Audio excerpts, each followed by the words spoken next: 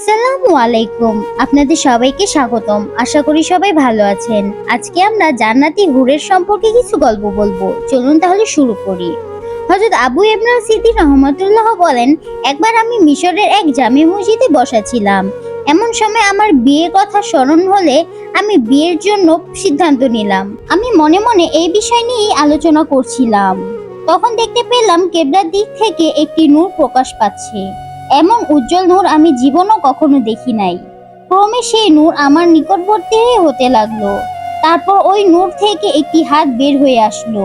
সেই হাতে ছিল লাল ইয়াকুত পাথরের একটি জুতা। তাতে ফিতাটি ছিল সবুজ জামরুদ পাথরের এবং তাতে রূপার জড়ি দ্বারা নকশি করা ছিল। এই সময় গায়েবী থেকে কে যেন বলে উঠলো, এটি তোমার হুরের জুতা। সুতরাং এখন চিন্তা করে দেখো, যে হুরের পায়ের জুতায় এত সৌন্দর্যের বাহার, স্বয়ং সেই হুরের রূপ লাবণ্য ও সৌন্দর্যের বাহার কতই না সুন্দর হবে।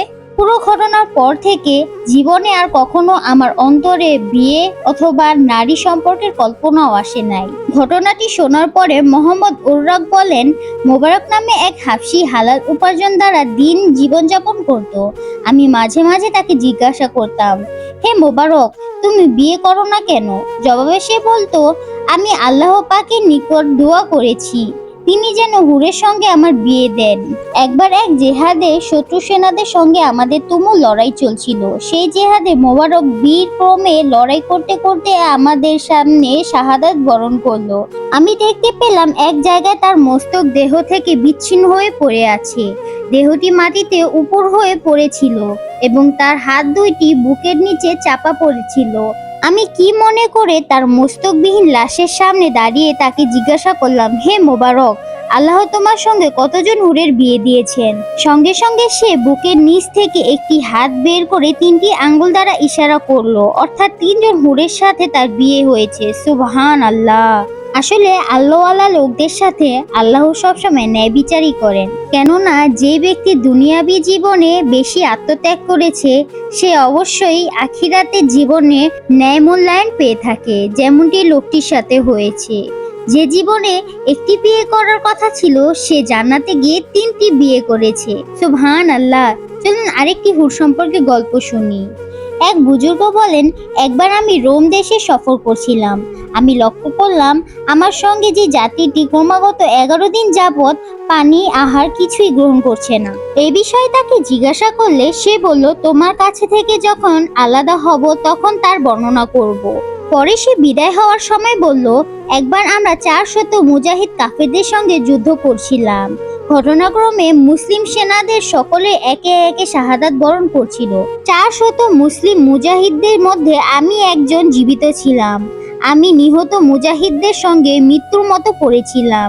সূর্য অস্ত যাওয়ার পর হঠাৎ আমার মনে হলো যেন আকাশ থেকে সুগন্ধি বর্ষণ হচ্ছে। আমি চোখ খুলে দেখতে পেলাম আকাশ থেকে একদল রূপসী হুর অবতরণ করে শাহাদাত প্রাপ্ত মুজাহিদদের শরবত পান করাচ্ছে। এমন সুন্দরী নারী আমি জীবনও কখনো দেখি নাই। তাদের সকলের হাতে শরবতের পেয়ালা ছিল। আমি তাদের দেখে আবার চোখ বন্ধ করে মৃত্যুর মধ্যে পড়ে রইলাম। যখন আমার পালা আসলো তখন একজন বলল, এই ব্যক্তিকে তাড়াতাড়ি শরবত পান করে আকাশে ফিরে চলো, অন্যথায় আকাশের দরজা বন্ধ হয়ে গেলে জমিতে আটকে পড়ে থাকতে হবে। দ্বিতীয়জন বলল, এই ব্যক্তির দেহে এখনো প্রাণ অবশিষ্ট আছে। তৃতীয়জন বলল, হে বোন, ভয়ের কোনো কারণ নেই, তাকে পান করাও। অতঃপর আমাকে শরবত পান করানো হলো। ওই শরবত পান করার পর জীবনে আর কখনো আমার ক্ষুধা বা পিপাসা হয় নাই। সুবহানাল্লাহ। মহান আল্লাহ তাআলার কত বড়ই না নিয়ামত। অর্থাৎ মহান আল্লাহ তাআলা জান্নাতের হুরের তৈরি শরবত খাওয়ার পরে যদি আমাদের ক্ষুধা নিবারণ হয়, তাহলে ওই মহান আল্লাহ তাআলা সমগ্র জান্নাত আমাদের জন্য কতই না নিয়ামতময় এবং বরকতময় স্থান হবে। অর্থাৎ আমাদের জীবনে সত্যিকারের সুখ, আনন্দ, শান্তি পেতে হলে অবশ্যই জান্নাতে যেতে হবে। আর জান্নাতে যাওয়ার জন্য আমাদের দুনিয়াবী সকল সুখে ত্যাগ করতে হবে। তাহলেই আমরা চিরস্থায়ী সুখ, শান্তি এবং আরামদায়ক স্থানে যেতে পারবো, অর্থাৎ জান্নাতে যেতে পারবো। তাই আমাদের সবারই আল্লাহর আদেশ নির্দেশ এবং আল্লাহর বেশি বেশি ইবাদত করতে হবে। জান্নাতে যাওয়ার জন্য আমাদের আল্লাহকে প্রচুর পরিমাণে ভালোবাসতে হবে। জীবনের সব সুখকে সমর্পণ করতে হবে মহান আল্লাহ তাআলার কাছে। হায় আল্লাহ, তুমি আমাদের সবাইকে তৌফিক দান করো, আমরা জানি তোমার ইবাদত করে জান্নাতে যেতে পারি। আজ তাহলে এই পর্যন্তই, দেখা হবে আগামী ভিডিওতে। সবাই ভালো থাকবেন, ভালো রাখবেন। আর আমার ভিডিওটি ভালো লাগলে অবশ্যই আমার চ্যানেলটিতে সাবস্ক্রাইব করে দিবেন এবং ফেসবুকে ফলো করতে ভুলবেন না। ধন্যবাদ।